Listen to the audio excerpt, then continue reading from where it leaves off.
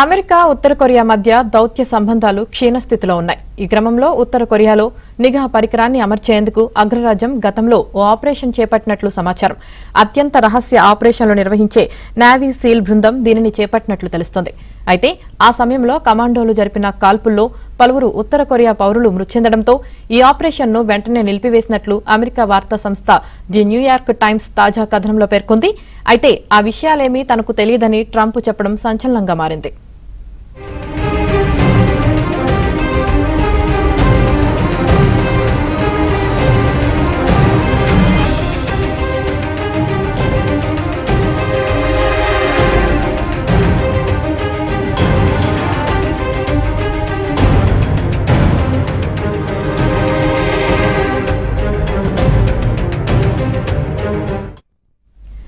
Kim Jong Un కు సంబంధించి private communication ను నిరోధించే ఓ ఎలక్ట్రిక్ పరికరాన్ని ఉత్తర కొరియాలో అమర్చాలని అమెరికా భావించినట్లు సమాచారం.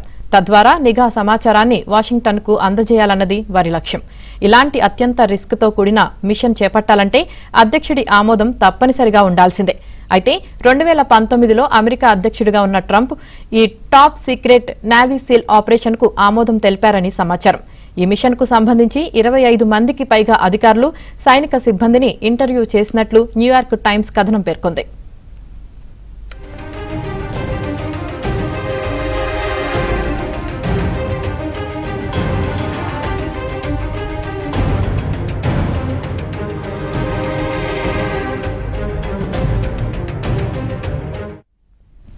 ట్రంప్ అధికారం చేపట్టిన తర్వాత అమెరికా, ఉత్తర కొరియా మధ్య 2018లో దౌత్య చర్చలు మొదలయ్యాయి.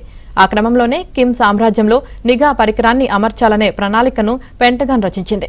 ఇందుకోసం అణు సామర్థ్యం కలిగిన జలాంతర్గామిని ఉత్తర కొరియా తీరానికి పంపించి అక్కడ నుంచి 2 మినీ సబ్మెరైన్ల ద్వారా ఒడ్డుకు చేరుకుని నిఘా పరికరాన్ని అమర్చాలనేది ప్లాన్. ఒసామా బిన్ లాడెన్ ను మట్టుబెట్టిన రెడ్ స్క్వాడ్రన్ యూనిట్లోని సీల్ బృందానికి ఈ పనిని అప్పచెప్పింది. అత్యంత సున్నితమైన రహస్య ఆపరేషన్లు చేపట్టేందుకు అమెరికా దీనిని 1980లో రూపొందించింది.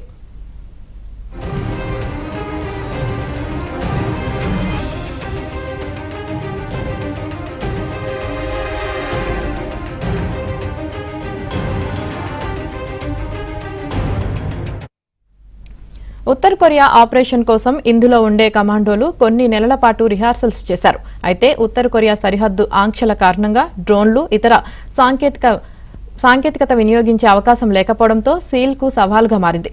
కేవలం శాటిలైట్ ఇమేజ్లపైనే ఆధారపడటంతో రియల్ టైం సమాచారం లభించే అవకాశం లేకుండా పోయింది. అయినప్పటికీ ఆపరేషన్ను నేవీ సీల్ ముందుకెళ్లింది.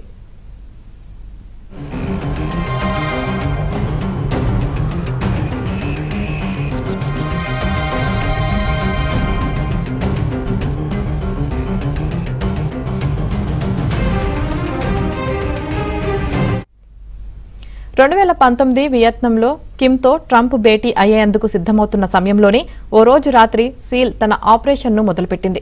నలుపు రంగు సూట్లు, నైట్ విజన్ అద్దాలతో పాటు నిఘాకు చిక్కని ఆయుధాలు ధరించిన కమాండోలు అనుకున్న విధంగా తీరానికి చేరుకున్నారు.